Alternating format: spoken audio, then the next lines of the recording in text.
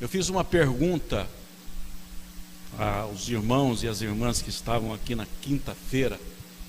Eu gostaria de repassar a todos os demais que não estavam e que hoje estão aqui. E a pergunta é para que você, por alguns segundos, pense dentro de você, veja que resposta você daria a esta pergunta que eu vou fazer agora. A pergunta é essa: qual futuro você planeja para você? Que futuro você planeja para você, para a sua família? Que futuro você planeja para seus filhos?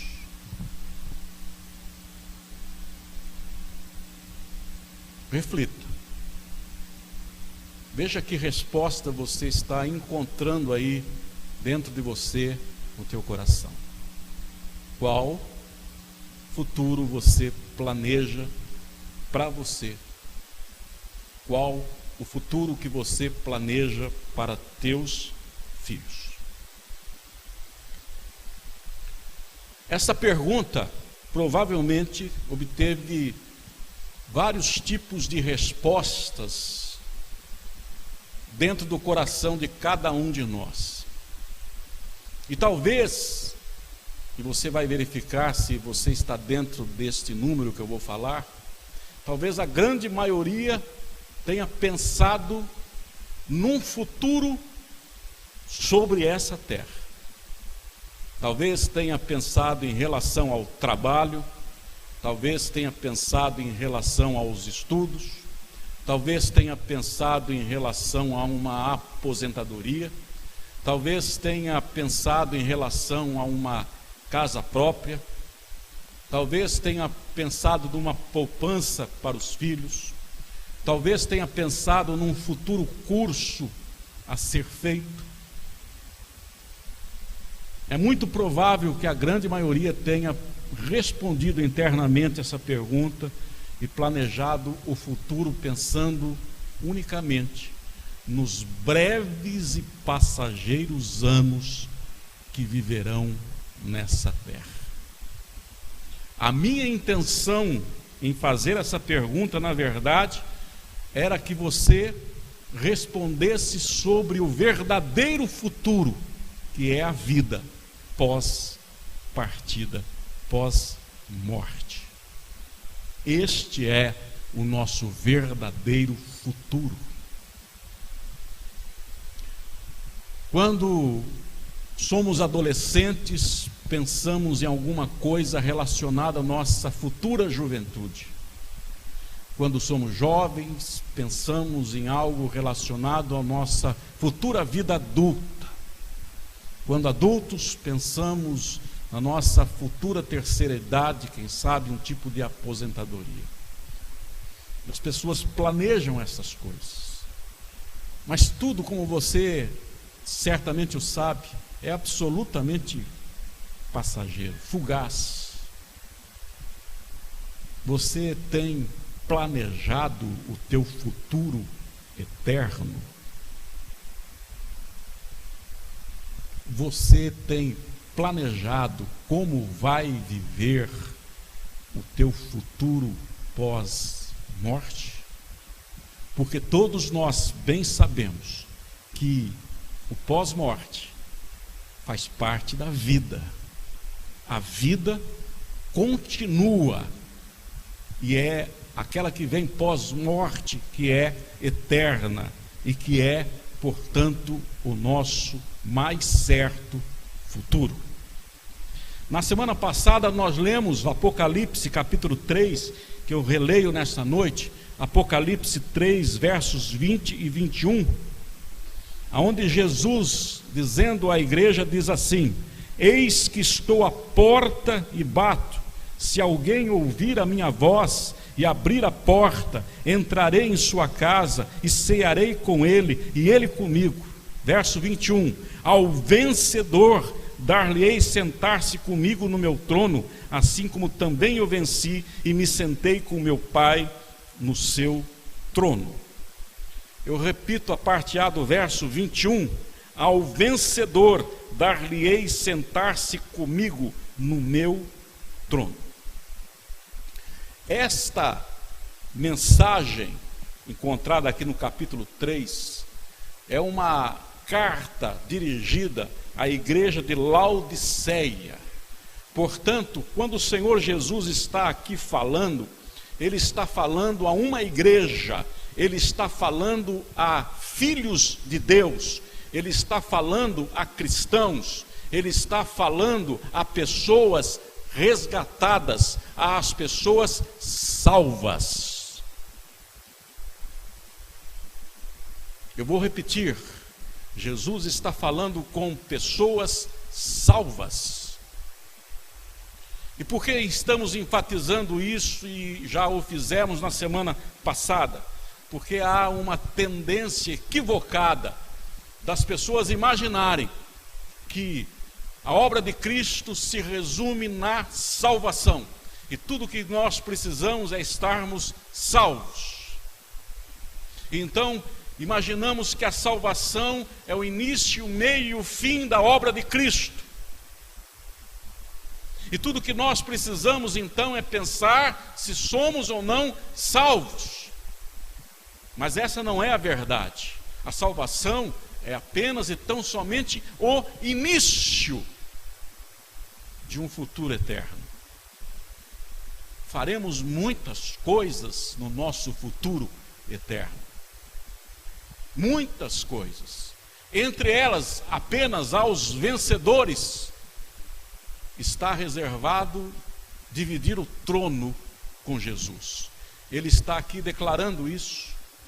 Ao vencedor dar-lhe-ei que se assente comigo no trono. Ou seja, ele está dizendo, eu quero pessoas salvas, irmãos, filhos de Deus, que ajudem-me a governar. Ajudem-me a governar. E é muito comum o ser humano, por não conhecer toda a palavra de Deus, pensar que a vida, a existência, resume-se ao planeta Terra.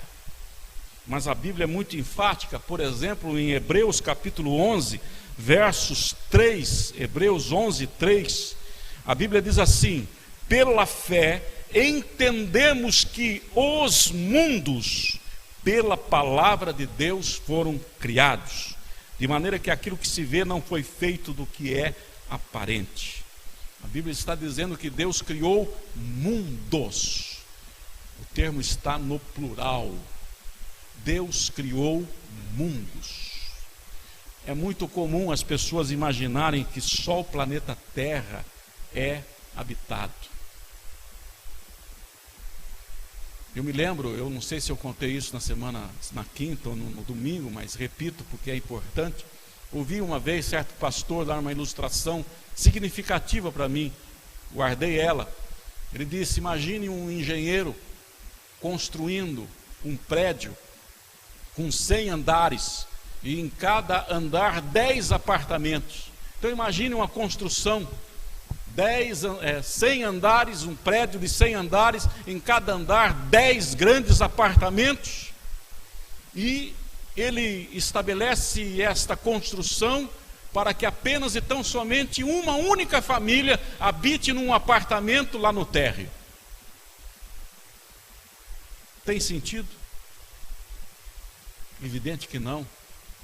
Não se perderia tempo construindo um prédio de 100 andares, de 10 apartamentos em cada andar, para uma única família ocupar um apartamento no térreo. E de repente as pessoas pensam que Deus criou os mundos, centenas de milhares de planetas, para que apenas um fosse habitado, a Terra. Não.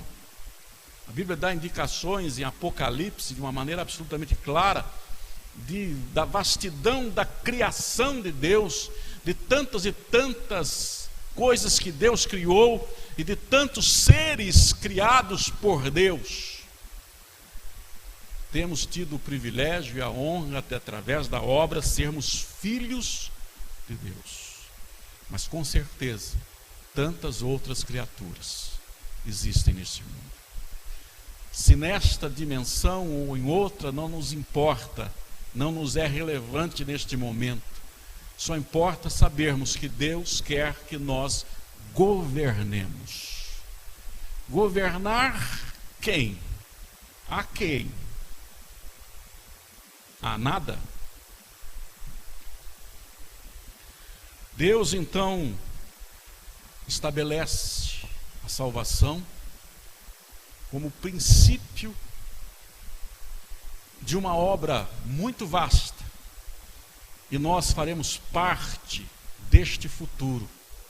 A Bíblia é muito clara acerca disto, e por isso nós estamos enfatizando a cada culto a salvação como o início.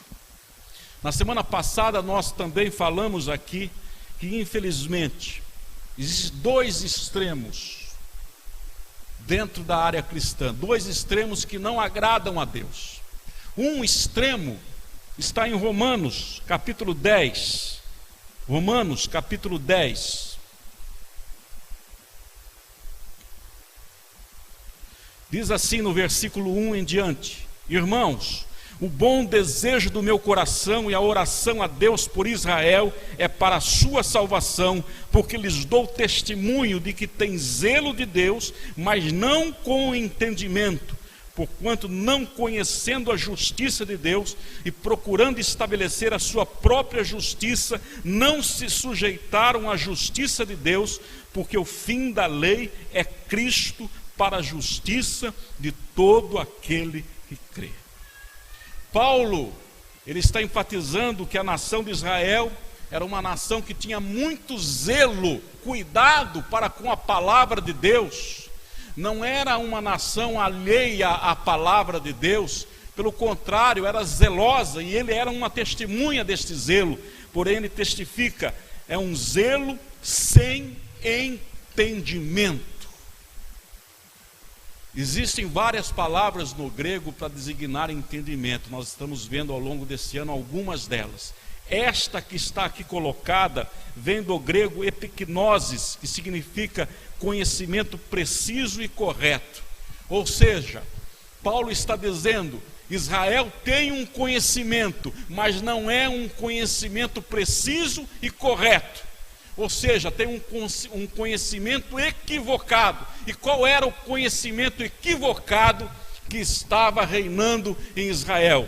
É que imaginavam que a salvação vinha por obras da própria justiça que vinham a praticar.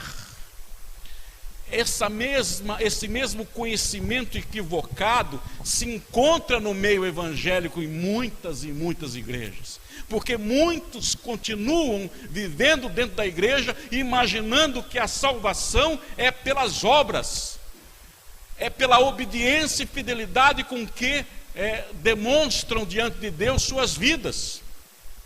Então vão para o primeiro extremo, que é trabalharem, serem fiéis, serem operosos para serem salvos, ou continuarem trabalhando, sendo operosos, fiéis e obedientes para preservarem a salvação que um dia ganharam. A falta de conhecimento foi aqui dita claramente por Paulo no verso 3. Porquanto não conhecendo a justiça de Deus e procurando estabelecer a sua própria justiça, não se sujeitaram à justiça de Deus. Qual é a justiça de Deus? No verso 4, o fim da lei é Cristo para a justiça de todo aquele que crê. A salvação não pode ser mantida. Nós não podemos ter a mentalidade de que somos salvos por causa das nossas obras e que nem sequer vamos mantê-la por causa das nossas obras. Por quê? Veja o que diz Isaías capítulo 64, verso 6. Isaías 64, verso 6. mas todos nós somos como o imundo, e todas as nossas justiças como trapo da imundícia, e todos nós caímos como a folha, e as nossas culpas como um vento nos arrebatam. Todas as nossas justiças são como trapo da imundícia.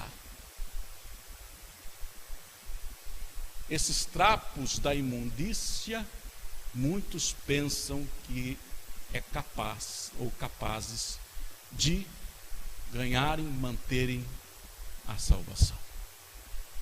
Esse trapo de imundícia, o que é dentro do contexto do Antigo Testamento? O trapo de imundícia no Antigo Testamento era um termo utilizado para o mods atual. Mods. A mulher na menstruação usa hoje, não sei mais qual mais é o nome, se é mods, tem outros nomes aí, mas que todo mundo entendeu. Antigamente era trapo de imundícia, né? A mulher mantinha um pano para segurar o sangue da menstruação. A título só de conhecimento, menstruação é uma palavra que significa mensal. Então, mensalmente a mulher sangra, e ela usava um pano. É esse pano, trapo de imundícia. É uma figura para que a gente entenda: nenhum sangue humano é capaz de gerar verdadeira justiça. Só o sangue de Jesus.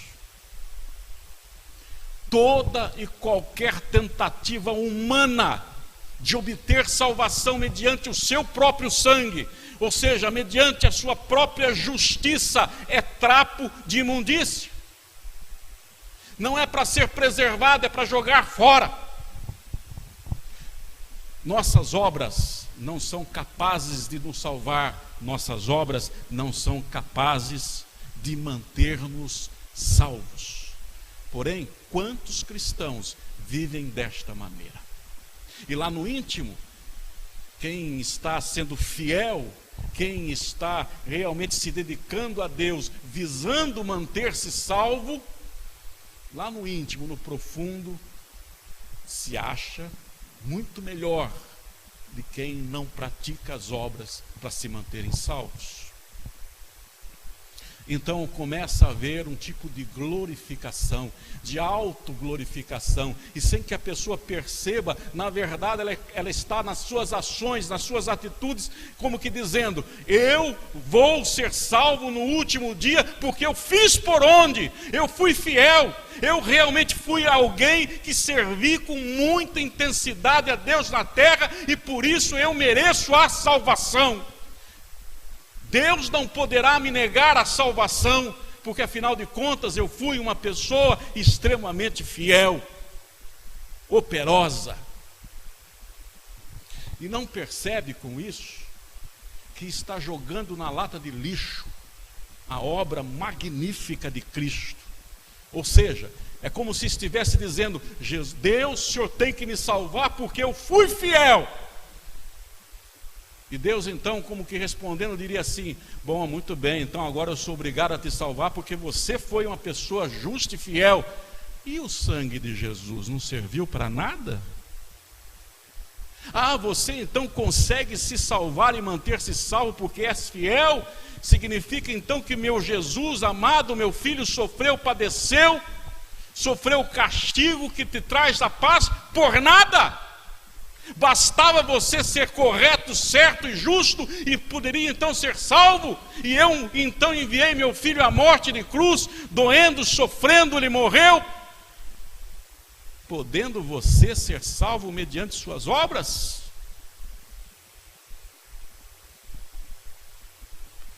Então vem a palavra de Deus nos ensinar em Efésios capítulo 2, versos 4 em diante. Eu li na semana passada, releio, mas agora nós vamos aprofundar um pouco mais. A palavra de Deus diz assim em Efésios 2, 4 a 10: mas Deus, que é riquíssimo em misericórdia, pelo seu muito amor com que nos amou, estando nós ainda mortos em nossas ofensas, nos vivificou juntamente com Cristo. Pela graça sois salvos, e nos ressuscitou juntamente com Ele, e nos fez assentar nos lugares celestiais em Cristo Jesus, para mostrar nos séculos vindouros as abundantes riquezas da sua graça, pela sua benignidade para conosco em Cristo Jesus, porque pela graça sois salvos por meio da fé, e isso não vem de vós, é dom de Deus, é presente de Deus, não vem das obras, para que ninguém se glorie, porque somos feitura sua, criados em Cristo Jesus para as boas obras, as quais Deus preparou para que andássemos nelas. Observe que Paulo, então, ele é taxativo, ele está dizendo: não, a salvação não vem de obras para que ninguém se glorie, para que ninguém diga: eu fui salvo, estou salvo porque eu realizei esta ou aquela obra. Não, a salvação é um presente de Deus, que aliás custou extremamente caro a Jesus. Ele nos salva, mas a partir daí ele está dizendo para nós o seguinte: não para mantermos a salvação, mas realmente para andarmos como pessoas que já são salvas. O verso 10: porque somos feitura sua, criados em Cristo Jesus para as boas obras, as quais Deus preparou para que andássemos nelas. Nós não somos e nunca seremos salvos mediante as nossas obras. Nós não vamos manter nossa salvação pelas nossas obras. Aliás, quem faz isso sem que perceba, continua operando na velha natureza. Por quê? Porque só é fiel porque pensa em si mesmo, ou seja, vou ser fiel para não perder a salvação. O centro continua sendo ele. Tudo que ele faz é pensando nele. Eu quero ser salvo, vou manter-me salvo, serei fiel para manter essa minha salvação. São obras que a pessoa faz, mas a motivação continua sendo ele próprio. Farei tudo o que Deus mandar, porque do contrário não serei salvo. Ou seja, o que motiva essa pessoa a realizar boas obras? Seu egoísmo, seu medo de perder a salvação. Não, a salvação é pela graça. Mas não podemos ir para o outro extremo. O outro extremo é o que nós vimos na semana passada, em que Jesus fala aos cristãos de Laodiceia. Ele diz lá, e nós lemos aqui na semana passada, no capítulo 3, onde ele vai mostrando-nos que aquela igreja era uma igreja morna. Por quê? Porque achava-se rica e achava que não precisava mais do Pai, não precisava mais viver com Jesus. Rico estou, de nada tenho falta. Está lá no capítulo 3, nós vamos reler aqui, já o fizemos semana passada. Vai para o outro extremo. Bom, já que eu sou salvo e é pela graça, não depende de mim, isso é verdade.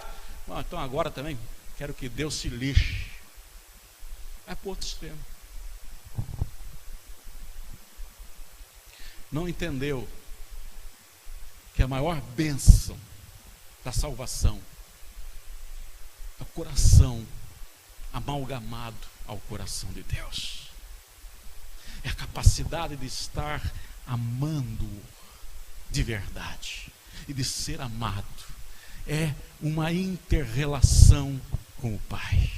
E é por isso que Paulo enfatiza o verso 10 de Efésios 2, porque somos feitura sua. A palavra feitura vem do grego poiema, que significa aquilo que foi produzido, vem do verbo, da palavra substantiva poié, que significa preparados, produzir, brotar.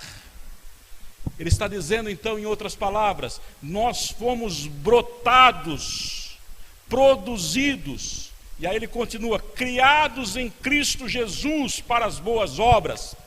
Essa palavra criados, foi até uma pergunta que o nosso irmão Cláudio fez quinta-feira passada, eu repito aqui. Criados vem do grego kaktizo, significa tornar habitável. Vem da palavra raiz katiomai, que significa habitar um lugar para si, encontrar um lugar para si, casar-se.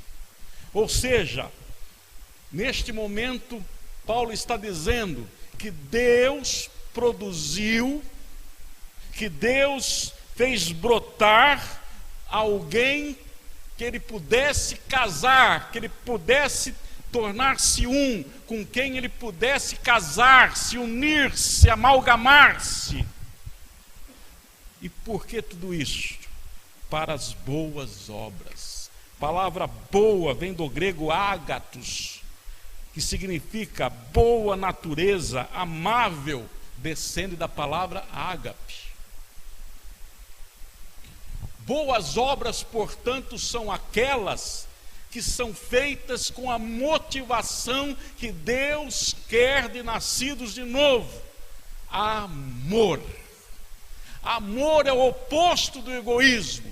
Tudo que você faz pode ter uma aparência e uma capa de ser uma coisa maravilhosa e extraordinária. E se qualquer ser humano julgasse o que você faz pela aparência, até pelos resultados, todo ser humano diria: aquele lá está fazendo uma boa obra. Deus, porém, não olha a aparência e nem os resultados. Deus está olhando a motivação. Se aquilo que você faz é realmente motivado pelo amor, Deus chama isso de boa obra. E é para essa boa obra que Deus nos chama para viver. E é esta boa obra que vai nos capacitar a reinar com Deus, que nos levará ao nosso futuro eterno, e aonde com quem Jesus dividirá o trono. A capacitação para se sentar junto a Jesus é a prática, a experiência do amor. Do amor. Por isso, produza muito boas obras, seja fiel, não deixe de vir à igreja, não deixe de ser um ofertante, de ser um dizimista, não deixe de ser alguém que entrega as primícias, não deixe de orar, não deixe de ler as escrituras, mas faça tudo isso com a motivação chamada amor. Não por medo, não por violência, não para manter-se salvo, mas para se relacionar de verdade com quem te ama também de verdade, o Pai. Deus se relaciona conosco sem interesses e sem hipocrisia. E Deus nos gerou de novo para ter uma relação semelhante com Ele, sem interesses e sem hipocrisia. Somos chamados nessa terra para viver já aqui esta relação de amor. E esta relação de amor vivida aqui gera em nós experiência que nos leva a dividir o trono, a reinar junto com Jesus. Nós fomos, portanto, planejados e modelados para brotar de nós as boas obras. Deus colocou a semente das boas obras em nós. Boas obras, repito, é toda aquela motivada por amor. E diz a Bíblia que Ele mesmo veio para habitar em nós, para ser parceiros conosco. Ou seja, a Bíblia toda nos chama de co-participantes, co-herdeiros, cooperadores. A palavra co significa junto, ou seja, Deus está dizendo: eu vou habitar em você, que eu gerei de novo, porque agora você pode ser habitável comigo, para juntos produzirmos boas obras. Não é você sozinho, é eu com você, você comigo. Cada boa obra que você realiza, entenda, você tem um parceiro com você, o próprio Deus. Por isso também somos chamados de corpo de Cristo na terra. Ele não faz nada sem o corpo, porque nessa terra nós não fazemos nada sem o nosso corpo.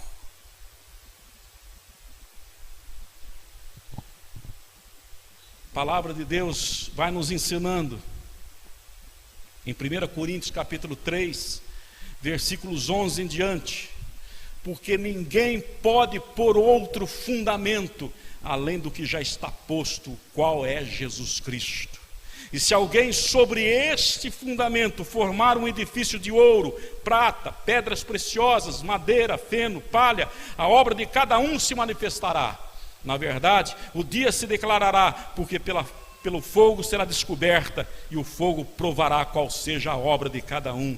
Se a obra que alguém edificou nessa parte permanecer, esse receberá galardão.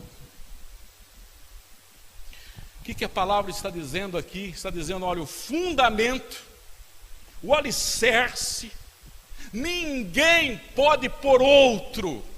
Não existe outro alicerce. A salvação é pela obra de Cristo. A salvação, o novo nascimento foram gerados pela obra de Cristo. Este é o alicerce. Mas sobre esse alicerce, Deus está dizendo: eu espero que vocês construam um edifício. Não é um alicerce para ficar sem nada sobre ele. O que deve fundamentar nossa vida é a obra de Cristo, mas jamais permanecermos só no alicerce. Jesus disse certa vez, pouca gente entende essa passagem, ele disse para as pessoas que o ouviam, inclusive seus discípulos, dizendo: olha, se alguém quiser ser meu discípulo, tem que fazer o seguinte, tem que analisar, tem que entender, tem que planejar, porque nós não podemos ser como aquela pessoa que começa a construir uma torre e no meio do caminho descobre que não tem mais dinheiro para construir aquela torre. Não, tem que planejar. E se um exército for lutar contra o outro, 10 mil contra 20 mil, o que tem 10 mil tem que planejar direitinho. Porque se ao detectar, descobrir que não é capaz de vencer os 20 mil, pelo menos então faça uma carta pedindo paz. Ele está dizendo o seguinte, que não viva uma vida onde só o alicerce importa para você. Não viva uma vida onde só ser salvo para você já está bom, já é o suficiente. Não, não é essa característica do coração do Pai. Deus, o Pai, não quer pessoas que se contentem meramente com a salvação, mas que construa sobre este alicerce chamado salvação, que é pela graça, um edifício. E esse edifício é construído pelas obras, diz a Bíblia. Veja então a correlação da palavra de Deus. Obras não têm a ver com a salvação. Obras têm a ver com o nosso futuro sobre esta salvação. Não confunda, porque se você está obrando, se você está trabalhando para manter a salvação, você continua sem edificar sobre o alicerce, porque você ignorou o alicerce presente. Mas se você praticar boas obras, e repito, boas obras é sinônimo de motivação com amor, então você está realmente glorificando a Deus, sendo grato pelo alicerce que Ele colocou na sua vida, que é a salvação, e está construindo. E diz a Bíblia que esse edifício, muitos constroem com ouro, pedras preciosas, outros com madeira, feno e palha. Ele está dizendo que as nossas obras serão provadas pelo fogo. Em outras palavras, se você põe fogo na palha e no feno, elas desaparecem. Mas se você põe fogo no ouro, na pedra preciosa, o ouro se torna mais limpo ainda, as pedras preciosas se tornam mais brilhantes ainda. O fogo não é capaz de destruir o ouro, nem a pedra preciosa, nem a prata. Pelo contrário. Mas destrói feno, destrói palha. E aí a Bíblia explica em Hebreus capítulo 9, versos 14. Quanto mais o sangue de Cristo, que pelo Espírito eterno se ofereceu a si mesmo imaculado a Deus, purificará a vossa consciência das obras mortas, para servirdes ao Deus vivo. Obras mortas, quais são? Todas aquelas que parecem ser boas, não fazem mal a ninguém, às vezes até ajuda. No entanto, a motivação foi o egoísmo, não foi o amor puro e genuíno. Ser fiel à igreja, para manter-se salvo, é obra morta. Ser fiel à igreja, ser participante ativo dos cultos, entregar as primícias, como um ato de gratidão e amor, é boa obra. Como atos egoístas, obras mortas. Por isso Colossenses 3,14 diz assim: e sobre tudo isto, revesti-vos de amor, que é o vínculo da perfeição. Amor é o vínculo da perfeição. Vínculo é algo que une, é algo que mantém duas partes ligadas. A Bíblia está dizendo que o que nos une à plenitude de Deus é o amor. Não são as obras. Obras com amor são bem-vindas, porque toda a ação for consequência do amor é boa obra. Toda a ação que não for oriunda do amor é obra má ou morta. Deste púlpito, portanto, cabe ao pregador ser honesto, porque é muito mais fácil você manter uma igreja e fazê-la crescer mediante o medo e a mentira, mediante a pregação egocêntrica, levando as pessoas a entenderem que se fizerem aquilo e mais aquilo, serão recompensadas e manterão sua salvação. É fácil manter a igreja assim, difícil é mantê-la no amor, mas esta é a missão do Espírito Santo em cada pregador. Deus quer uma igreja que entendeu e compreendeu que a salvação é pela graça, e que use dessa salvação como um alicerce, que não vá para nenhum dos dois extremos aqui mencionados e que repito. Deus não quer uma igreja que tem que obra, que trabalha, que é fiel para manter a salvação. Não, é desmerecer o que Cristo fez, é buscar a salvação pela própria justiça, é conhecimento sem entendimento, ou melhor dizendo, é zelo sem entendimento, conhecimento incorreto. Mas Deus também não quer cristãos que pensem que o fim de tudo é o alicerce e que não precisa construir sobre ele. Deus não quer pessoas acomodadas à sua salvação pela graça. Você pode até fazer isto, mas não minta dizendo que ama a Deus. Não minta dizendo que o ama, porque é mentira.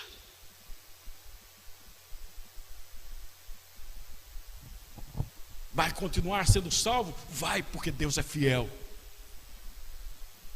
Diz a Bíblia Sagrada, ainda que sejamos infiéis, Ele permanece fiel, porque não pode negar-se a si mesmo.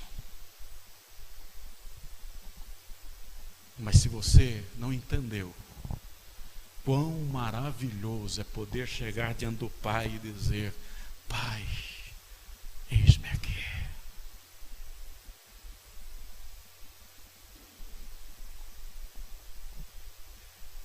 Se você não entendeu quão precioso é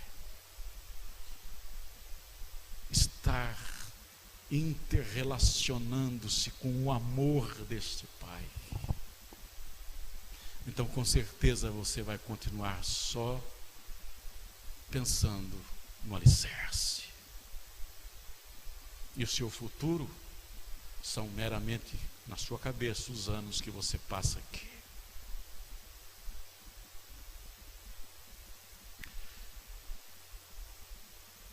Nós temos pregado filho pródigo, parábola do filho pródigo, dizendo os 3 níveis. Do nível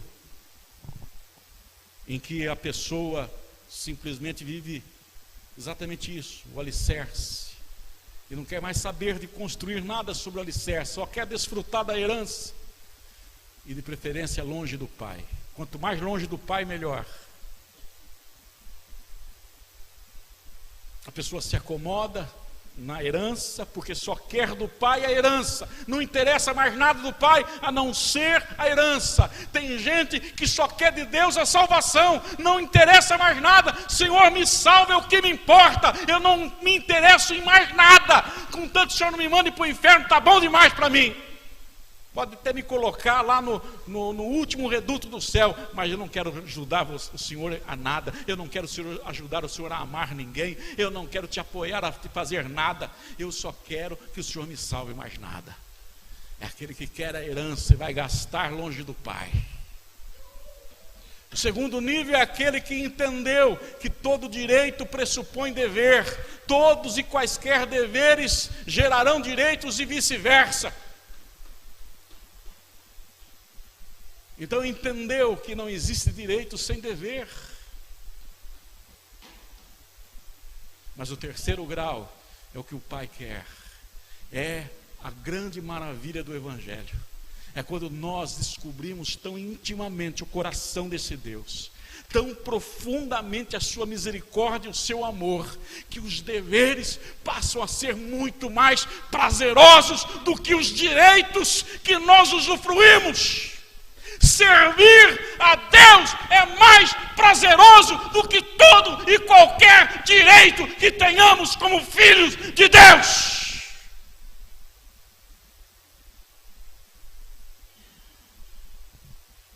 Este é o amor que nos vincula à perfeição.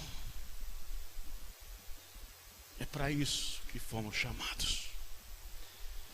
É para isso que estamos vivendo nessa terra, para mostrar a este mundo que existe um Deus que ama de uma maneira tão intensa,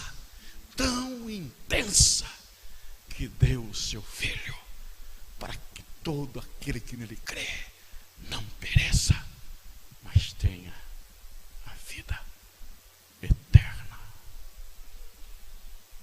Qual o planejamento do teu futuro? Feche seus olhos, curva a sua cabeça.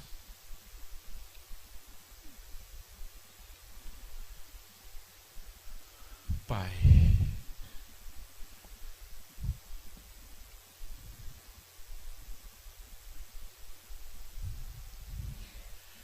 na nossa boca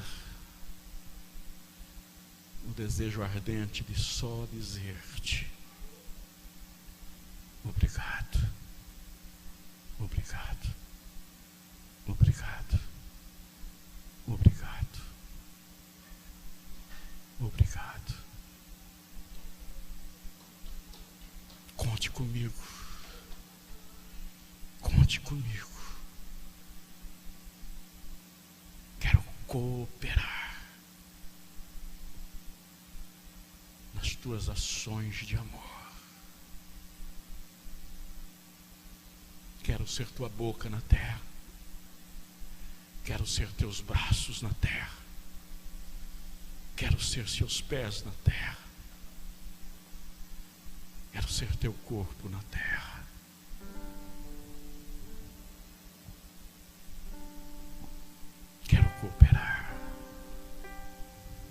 os teus atos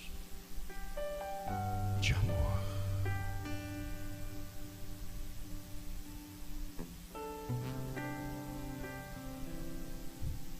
Em nome de Jesus Cristo, nosso eterno, maravilhoso Salvador.